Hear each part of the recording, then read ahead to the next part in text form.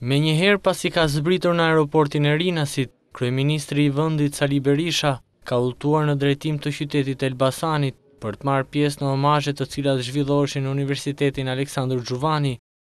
Pasi ka kryer omazhet e rastit, në daljen publike para mediave, Berisha nuk i ka përmbajtur dot lotët e pikëdhimit që kanë prekur të gjithë shqiptarët. Ai e ka cilësuar ngjarjen si një nga më të rëndat në historinë e vendit dhe ka bërë thirrje që të përballohet me forcë nga familjarët e viktimave, të afërmit e tyre dhe i gjithë vendi.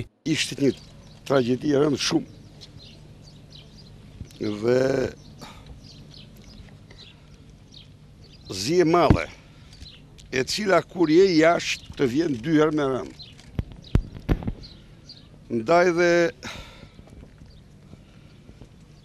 u shpreh dhe një herë ngushëllimet e mia më sinqerta, solidaritetin tim më njerëzor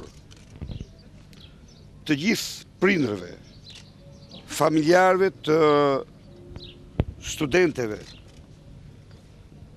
që u ndan dje nga jeta në njërin nga aksidentet më tragjike që Shqipëria ka njohur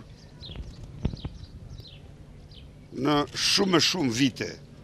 Të pranishëm në ceremoni kanë qenë dhe kryetaria e Kuvendit Josefina Topalli dhe presidenti i Republikës Bamir Topi, të cilët kanë shprehur keqardhjen e tyre për ngjarjen e rëndë.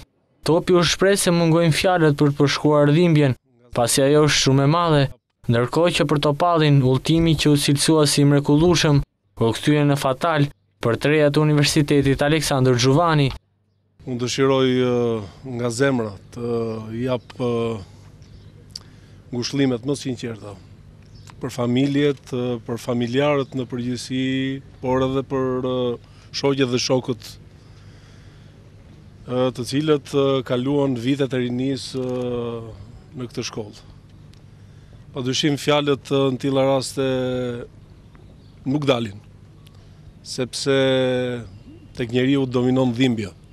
Që sot ato do shikojnë nga lart, por në familjet e tyre kanë lënë një dinjë jashtëzakonisht të madhe. Fotot e tyre, sytë e tyre kishin shpresë, liqin për jetën, por ëndra e tyre marrëdhje, që ishte një ditë e tërshme.